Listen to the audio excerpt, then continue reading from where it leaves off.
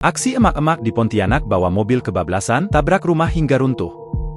Peristiwa tak terduga dialami seorang emak-emak di Pontianak saat sedang belajar mengemudikan mobil, menjadi viral di media sosial.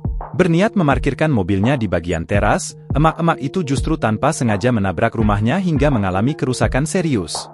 Peristiwa ini kemudian viral di TikTok usai diunggah akun Aldashfraa Kamis, 25 April 2024. Mulanya dalam video tersebut tampak sebuah mobil yang sedang masuk ke bagian teras rumah. Namun saat hendak diparkirkan, mobil yang dikemudikan justru bablas hingga menabrak bagian depan rumah.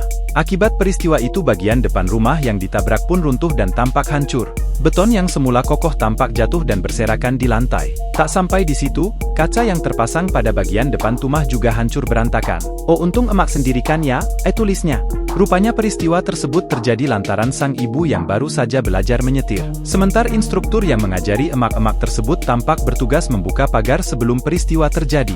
Akibat peristiwa tersebut rumah pun mengalami kerusakan parah yang ditaksir bernilai puluhan juta. Beruntung tak ada korban jiwa dalam insiden itu. Usai peristiwa itu sang emak-emak pun tak lagi diizinkan untuk mengemudikan mobil.